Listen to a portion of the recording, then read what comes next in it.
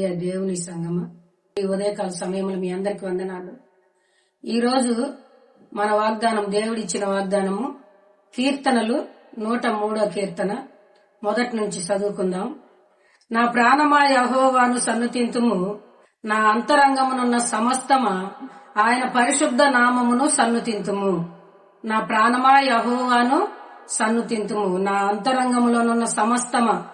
దావీదు మహారాజు ఆయన ప్రాణముతో ఆయన చెప్పుకుంటున్నాడు, నా ప్రాణమా యెహోవాను సన్నుతింతుము, నా అంతరంగంలోనున్న సమస్తమా ఆయన చేసిన పరిశుద్ధ నామమును సన్నుతింతుమని చెప్పుకుంటుండు. నా ప్రియమైన దేవుని సంగమా, మనం ఎప్పుడైనా మన ప్రాణాన్ని నా ప్రాణమా యెహోవాను సన్నుతింతమని ఎప్పుడన్నా మనం దేవుని గురించి చెప్పుకోము. మనుషులము గత సంవత్సరం అంతా దేవుడు మనముల క్షేమంగా కాపాడి, సుఖంగా కాపాడి, మంచి ఆరోగ్యాన్ని ఇచ్చి, ఔషధినిచ్చి, నువ్వు వస్తూ పోతున్న వాహనాలను తప్పిస్తూ, నీ చేతి పని మెరుగుపరిచి, నీ కుటుంబాన్ని దేవుడు సంవత్సరం అంతా క్షేమంగా కాపాడితే, కానీ నువ్వేమనుకుంటావంటే ఇది నా రెక్కల కష్టము, నేను కష్టపడ్డా, నేను సంపాదించుకున్నానని నువ్వు అనుకుంటావు. కానీ నీకు శక్తి, సంపాదించుకోవటానికి శక్తినిచ్చింది ఎవరండి? దేవుడు. అందుకని మనం ఏం చేయాలంటే, నా ప్రాణమా యెహోవాను సన్నుతింతుము, నా అంతరంగంలోనున్న సమస్తమా ఆయన పరిశుద్ధ నామమును సన్నుతింతుమని మనము కూడా మన ప్రాణముతో చెప్పుకోవాలి. నా ప్రియమైన దేవుని సంగమా, చెప్పుకోవాలి. మన ప్రాణాన్ని కూడా మనము చెప్పుకోవాలి. ఆయన మనం ఎందుకు స్తుతించాలంటే, ఆయన మన దోషాలన్నిటినీ క్షమించినవాడు, మన సంకటములన్నిటినీ కుదుర్చువాడు. నీకెన్ని కష్టాలు వచ్చినా, ఎన్ని బాధలు వచ్చినా, ఎన్ని నష్టాలు వచ్చినా, నీకు కష్టాలు వచ్చినప్పుడు నీ కష్టాలలో, నష్టాలలో, ఇరుకులలో, ఇబ్బందులలో నీకు ఆయన తోడుగా ఉండి, నీడగా ఉండి, నిన్ను సంవత్సరం అంతా క్షేమంగా కాపాడి, ఈ నూతన సంవత్సరంలో నిలబెట్టినందుకు, నిన్ను క్షేమంగా బ్రతికిచ్చినందుకే నువ్వు దేవుని స్తుతించాలి. నా ప్రియమైన దేవుని సంగమా, మనం ఆయన చేసిన ఉపకారములలో దేనిని కూడా మర్చిపోకూడదు. ఆయన మన దోషాలను క్షమించిన వాడు, మన పాపాలను కడిగిన వాడు. ఆయన పరిశుద్ధుడు గనక మనము ఆయన లెక్క పరిశుద్ధతలో, పవిత్రతలో బ్రతకాలి. నా ప్రియమైన దేవుని సంగమా, మన ప్రాణంతో మనం కూడా చెప్పుకోవాలి, నా ప్రాణమా యెహోవాను సన్నుతించుము. మనం ఎన్ని పాపాలు చేసినా, ఎన్ని దోషాలు చేసినా, ఎన్ని అతిక్రమాలు చేసినా, ఎన్ని మోసాలు చేసినా ఆయన క్షమించగలిగిన దేవుడు. నా ప్రియమైన దేవుని సంగమా, ఆయన క్షమించబట్టే ఈ రోజు మనము దేవుని మందిరములో మనం అందరము ఈ ఉదయకాలం ఆయన ఇచ్చిన ఆయుషుతో, ఆరోగ్యంతో మనము బ్రతికి ఉన్నామంటే కేవలము ఆయన దయ, ఆయన కృప. నా ప్రియమైన దేవుని సంగమా, ఆయన చేసిన ఉపకారములను మనం ఎప్పుటిని గుర్తు చేసుకోవాలి. మన ఆరోగ్య విషయములైతేమి, మన పిల్లల విషయమైతేమి, మన భర్తల విషయమైతేమి, దేవుడు మీ భార్యల విషయమైతేమి, మీ భర్తల విషయమైతేమి, మీ పిల్లలు ఆరోగ్యాల విషయమైతే, మీ ఆరోగ్యాల విషయమైతే దేవుడు క్షేమంగా కాపాడినందుకే ఆయన మనము స్తుతించాలా, ఆయన మనం కొనియాడాలా, ఆయన మనం ఎప్పటికీ మర్చిపోకూడదు. ఆయన ఈ రోజు మనలో బ్రతికిచ్చినందుకు మనం ఆయన్ను స్తుతించాలి. మనకంటే కొద్దివారు చనిపోయారు, పెద్దవారు చనిపోయారు, మహాగనులు, అధికారులు, కోటీశ్వరులు చనిపోయారు. గాని దేవుడు నీకు నాకు ఈ ఆయుష్నిచ్చి మనల్ని ఇక్కడ ఈ రోజు మన సంఘంతో, మన సంఘ బిడ్డలందరం మనం ఇలా కూడుకొని ఆయన మాటలు వినటానికి, ఆయన మనం ధ్యానించడానికి, ఆయన స్తుతించడానికి, ఆయన కొనియాడటానికి మనల్ని దేవుడు ఈ రోజు క్షేమంగా బ్రతికిచ్చినందుకే మనము దేవుని స్తుతించాలి. నా ప్రియమైన దేవుని సంగమా, ఆయన చేసే మేలులు మనం ఎప్పుడు తలపోసుకుంటూ ఆయన మనం కొనియాడాల, ఆయన మనం ధ్యానించాల, ఆయన మనము స్వర్ణకు ఎప్పుడు మనము గుర్తు తెచ్చుకోవాలి. ఆయన ఇచ్చిన బలము, ఆయన బలము ఇయ్యబట్టే నువ్వు రోజు కష్టపడుతున్నావు. నా ప్రియమైన దేవుని సంగమా, గుర్తు పెట్టుకోవాలి. మనం ఆయన శక్తిని ఇవ్వబట్టే మనం రోజు కష్టపడేది, ఆయన క్షేమంగా కాపాడబట్టే మనం రోజు బ్రతికేది.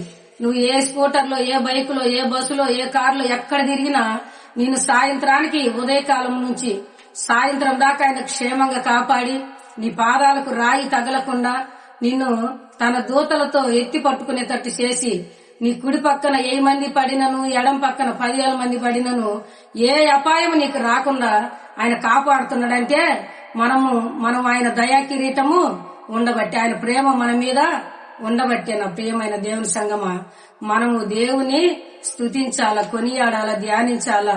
మనం ఎప్పుడు ఆయన్ను మర్చిపోకూడదు. మనకెన్నో మేలులు చేసిన దేవుడు, ఉపకారాలు చేసిన దేవుడు. మనం ఎంత మోసగాలమైనా మన మోసాల నుండి తప్పించిన దేవుడు, మనల్ని కాపాడిన దేవుడు. ఈ రోజు నువ్వు బ్రతికి ఉంటే ఆయన మనకు పెట్టిన భిక్ష. నా ప్రియమైన దేవుని బిడ్డలారా, ఈ రోజు ఈ ఆవిషి నీవు బ్రతికి ఉన్నావంటే ఆయన చేసిన కృప, ఆయన చేసిన దయ. అందుకని దావీదు మహారాజు అంటాడు, కృపాక్షేమాలు నా ఎంట వచ్చునని. ఆయన కృప, ఆయన క్షేమము, ఆయన దయ, ఆయన కిరీటము ఎప్పుడు మన ఎంట ఉండబట్టే మనము క్షేమంగా సుఖంగా బ్రతికింది. నా ప్రియమైన దేవుని సంగమం ఇంకా అంటుండు, పక్షిరాజు యవనమలే నీ యవనమును క్రొత్తదగినట్లు మేలుతో నీ హృదయమును తృప్తిపరిచేదను అంటుండు.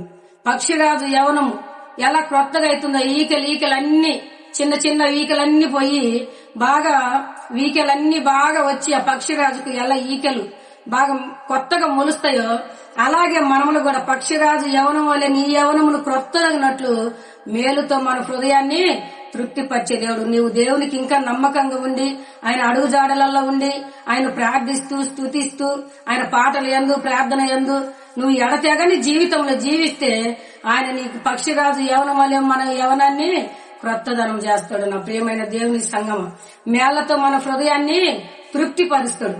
ఆయన తృప్తిపరిచే దేవుడు, కరుణామయుడు, ఆయన గొప్ప దేవుడు.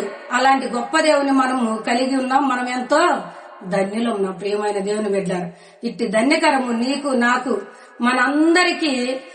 మనందరము క్షేమంగా ఉన్నామంటే ఆయన దయ, ఆయన కృప. ఈ 2026 సంవత్సరంలో 2025 సంవత్సరంలో అంతా ఒకవేళ నీ ప్రాణానికి నా ప్రాణమా యెహోవాను సన్నుతింతుమని నువ్వు చెప్పకపోయినా ఈ 2026 సంవత్సరంలోనైనా నువ్వు మారు మనసు రక్షణ లేనివారు మారు మనసు రక్షణ పొందాలన్న ప్రియమైన దేవుని సంగమ.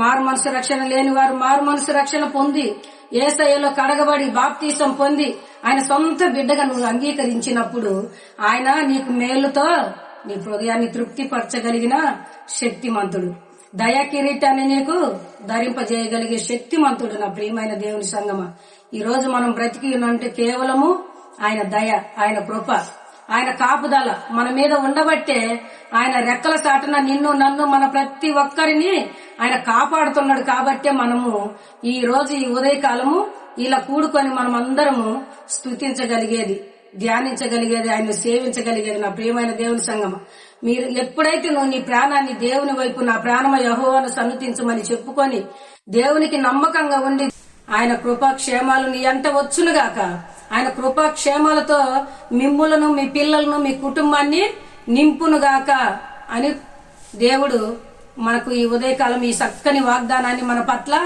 ఇస్తున్నాడు. నా ప్రియమైన దేవుని సంగమ, అందుకని మనము దేవుని స్తుతించాలా, ధ్యానించాలా, కొనియాడాలా. పక్షిరాజు యవనం వలె ఎలాగా పక్షిరాజు అయితే యవనం నూతనంగా ఉంటుందో మేలుతో మన హృదయాన్ని తృప్తిపరచాలంటే మనం దేవునికి విశ్వాసం కలిగి ఉండాల, నిరీక్షణ కలిగి ఉండాల, ప్రేమ కలిగి ఉండాల.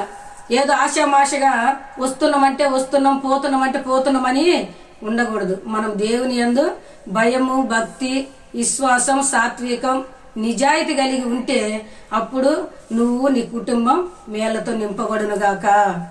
దేవుడి కొద్ది వాగ్దానం ఈ ఉదయకాల దీవెనతో ఆశీర్వాదములతో ఇన్న మీ అందరికీ మేలులతో నింపునుగాక.